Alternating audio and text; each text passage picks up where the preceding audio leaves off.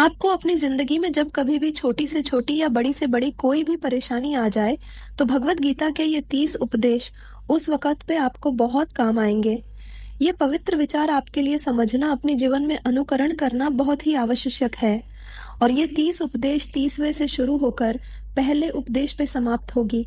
इसलिए वह वीडियो को आखिर तक पूरा ध्यान से सुने ताकि आपके भी जीवन में कल्याण हो सके। गीता का 30वां उपदेश है, आश्वमेव भुक्तव्यम कृतम कर्म शुभाशुभम। इसका मतलब है कि आपने कोई भी कर्म किया हो उसका हल आपको जरूर भोगना पड़ेगा। अगर आपने अच्छे कर्म किए हैं तो जाने अनजाने, अगर आपने गलत कर्म किए हैं, पाप किया है, तो उसकी सजा भी आपको जरूर मिलेगी। तो इंसान कितना ही छुप कर कर्म करे, चाहे वो कितना ही चालाकी से कर्म करे, लेकिन कहते हैं ना, उस परमात्मा के, ईश्वर के चारों तरफ कैमरे लगे हुए हैं। आपके एक एक कर्म पर वो प्रकृति, वो परमात्मा अपनी दृष्टि बनाए रखते हैं। आपके एक एक कदम का हिसाब होता है। इसे हम एक कहानी से समझाते हैं। एक गांव में दो मित्र रहते थे। उन दोनों ने विचार किया, उसका वो सारा धन अपने बेटे के इलाज में ही खत्म हो गया। बेटा बड़ा होता गया और इसका धन नष्ट होता गया। जब उसका बेटा बड़ा हो गया तो उसके पिता ने पूछा कि बेटा, तू इतना बीमार क्यों रहता है? तू ठीक क्यों नहीं होता? मैंने अपनी जिंदगी का सब कुछ तुझ पर लगा दिया है, फिर भी तेरी तबीयत ठीक नहीं रहती। तो उसके बेटे ने बोला, कौन सा बेटा और कौन सा पिता? यह आज नहीं तो कल उसे उसका फल भोगना ही पड़ता है। कोई भी व्यक्ति अपने किए हुए कर्म से बिना उसको भोगे कभी छूट नहीं सकता। गीता का 29वां उपदेश है कि आपके सारे दुखों का कारण किसी को अपना मानना है। आप कभी गौर करना, आपकी जिंदगी के सारे दुख, सारी तकलीफें, सारी चिंताएं वहीं से आते हैं जहां आपका अपमान होता है कि ये मेरा है, ये मेरा अपना है। यहीं से आपकी जिंदगी में दुख का आना शुरू हो जाता है। जैसे और लोग उस जलते हुए महल को देखकर तमाशा देख रहे थे, वैसे ये भी खाक हो गया। इतने ही देर में उसका बेटा आया। वो अपने बेटे को देखकर बहुत खुश हुआ। उसे आशीर्वाद देने लगा कि तेरे जैसा बेटा तो बहुत भाग्य वाले माता पिता को मिलता है। तुमने तो मेरी जिंदगी बचा ली। आज इस घर में आग लग रही थी और तुमने आते ही इसका सौदा कर दिया। वो अपने पिताजी से कहने लगा कि पिताजी, इस महल के सौदे के लिए बात तो करने गया था, पर सौदा कभी पक्का हुए ही नहीं है। जब उसके पिता ने ये सुना कि अभी इस महल का सौदा हुआ ही नहीं है, तो वो दोबारा से फुट फुट कर रोने लगा और अपनी छाती पीटने लगा। महल वही है, इंसान वही है, लेकिन जब महल महल बड़ा है तब वो दुख भी देता है, खुशी भी देता है, लेकिन जब वो मैं ही है, उससे मेरा कोई रिश्ता नहीं है, तो सारे दुख खत्म हो जाते हैं आपे ही जिंदगी में। जब किसी जगह है, किसी इंसान को, किसी रिश्ते को, किसी काम को हम अपना मान लेते हैं, तो वहीं से सारे दुखों की शुरुआत होती है, वहीं से हर तकलीफ की शुरुआत होती है। तो श्रीमद् गीता का अपनी जिंदगी जीने की वजह है, वहीं से है। कर्म और तेरा धर्म यही है कि तू अधर्म का नाश कर, धर्म की रक्षा कर। आज हर एक इंसान का एक अलग कर्तव्य होता है, एक अलग मार्ग होता है। तू कभी भी उस मार्ग पर मत जाना जहाँ सारी भीड़ जा रही हो। कभी भी वो काम मत करो जो दुनिया करती है, कि आजकल का ये ट्रेंड हो गया है, ये फैशन हो गया है, सब करते हैं इसलिए हम भी कर रहे हैं। सारी भीड़ यही काम कर रही है इसलिए हम भी कर रहे हैं। अगर आप वो करोगे जो भीड़ कर रही है तो आप वही उसी भीड़ में रहोगे।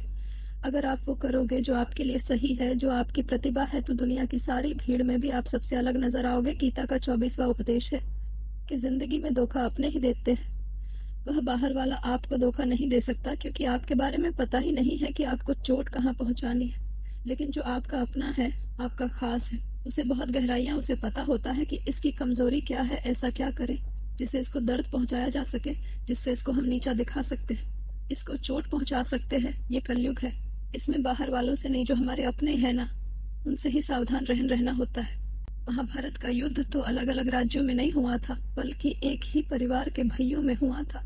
सभी आपस में एक ही वंश के लोग थे। कितनी बार दुर्योधन ने जहर देकर भीम को मारना चाहा, न जाने कितनी बार दुर्योधन ने पांडवों को जान से मारने की कोशिश की।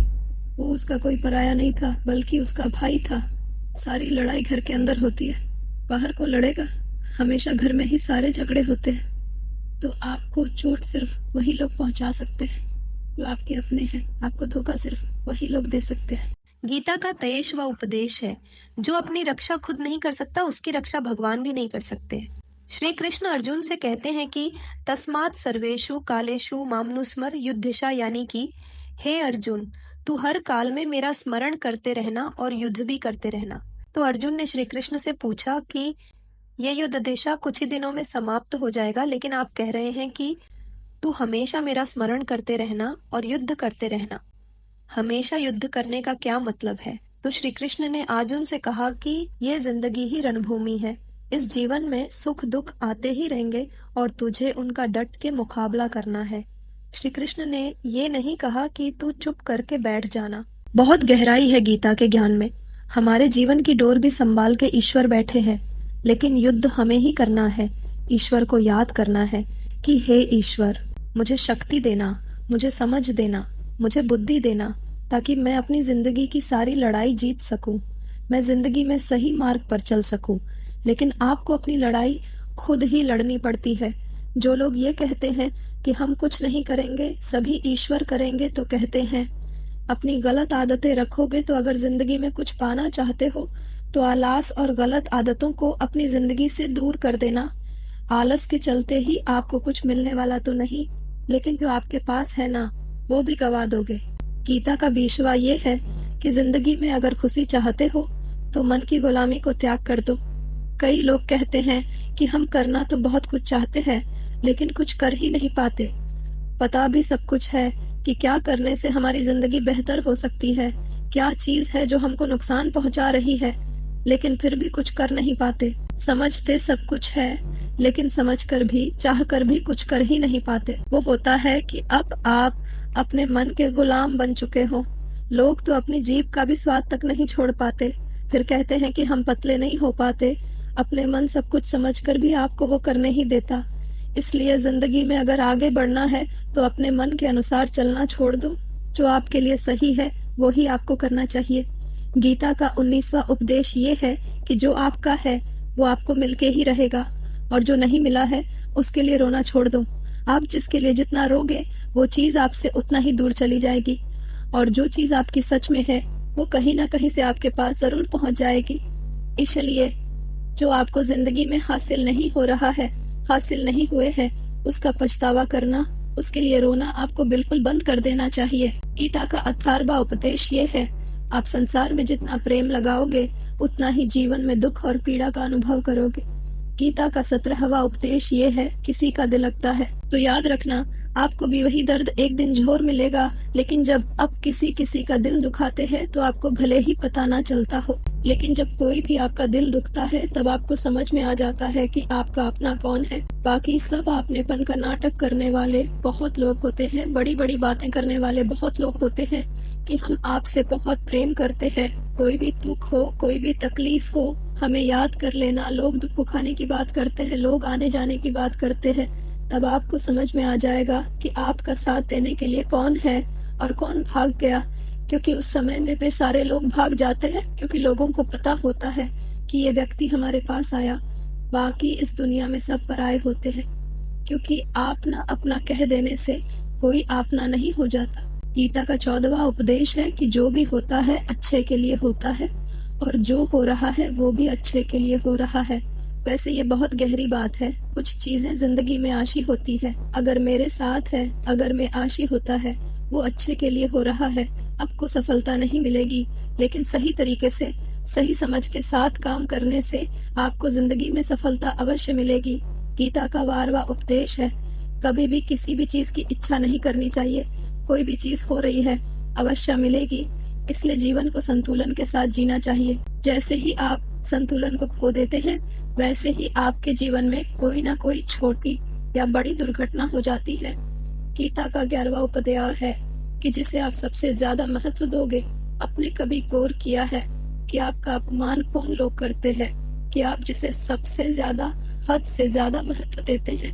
दूसरों की इज्जत करना अच्छी बात है, पर दूसरों की अगर बहुत ज्यादा इज्जत करेंगे तो बताओ युद्ध में कौन जीत रहा है, कौन हार रहा है। कोई उसे विश्वास था कि भीष्म पितामह हमारे पक्ष में है, गुरु द्रोणाचार्य मेरे पक्ष में है, और यहाँ तक कि कर्ण भी मेरे पक्ष में है, तो भला हमें कौन हरा सकता है। लेकिन संजय ने धृतराष्ट्र को कहा कि जहाँ ईश्वर है वहीं पर हार सकते हैं और हमेशा वही जीत होती है। चाहे आपके पास कितनी भी शक्ति क्यों ना हो, लेकिन सत्य और ईश्वर जिसके लिए खड़े हो जाए उसे दुनिया में कोई भी नहीं हरा सकता।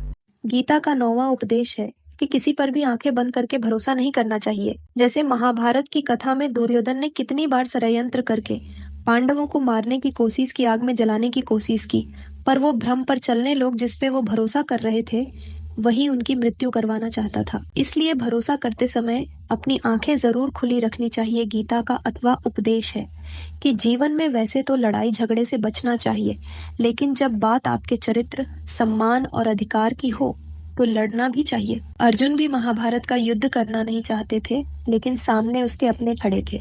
लेकिन श्री कृष्ण ने उपदेश दिया कि यह पे बात लड़ाई की नहीं है, तेरे सम्मान की है, तेरे चरित्र की है, तेरे अधिकार की है। जो द्रौपदी के साथ कौरवों ने भरी सभा में अपमान किया है, उसे नग्न करने की कोशिश की, इतना बड़ा अधर्म किया है, अपमान पे अपमान किया है। गीता का 5वां उपदेश है कि वो इंसान जिंदगी में सफल माना जाएगा जो अंदर से हमेशा खुश रहता है। बाहर से तो सभी खुश दिखाई देते हैं, लेकिन अंदर से अपमान अशांति से भरा रहता है। बहुत पैसा कमा लिया, आप वैसा ही कर्म करोगे, आप वैसा ही आचरण करोगे, सात्विक खाना खाओगे तो आपका मन भी सात्विक होगा, सात्विक व्यवहार भी करोगे, सोच भी आपकी अच्छी होगी, आपका मन भी सात्विक होगे। श्री कृष्ण ने भागवत गीता में सात्विक, राजसी और तामसी इन तीनों आहारों का विस्तार से वर्णन किया है कि क्या खाना चाहिए, क्या नहीं खाना चाहिए, पर इसका निचोड़ यही है कि जो मनुष्य सात्विकता से भोजन करता है उसे जीवन में सुख और शांति अवश्य मिलती है। गीता का 3रा उपदेश है कि बुरा इंसान कभी अपनी बुराई नहीं छोड़ेगा, चाहे आप उसके साथ कितना भी अच्छा चलो, वो आपको तकलीफें अवश्य ही देगा। फिलहाल आज की वीडियो में इतना ही। अब हमें इजाजत दे और वीडियो को अंत तक देखने के लिए आपका बहुत बहुत शुक्रिया। अगर आपको ये वीडियो अच्छी लगी हो तो वीडियो को लाइक करके हमें कमेंट सेक्शन में अपनी प्रतिक्रिया जरूर साझा करें। साथ ही साथ हमारे चैनल हिस्टोरिक सनातन को सब्सक्राइब करके वीडियो को ज्यादा से ज्यादा शेयर जरूर करें, ताकि और भी लोगों को सनातन धर्म के बारे में इतनी जरूरी जानकारी का पता चल सके। धन्यवाद।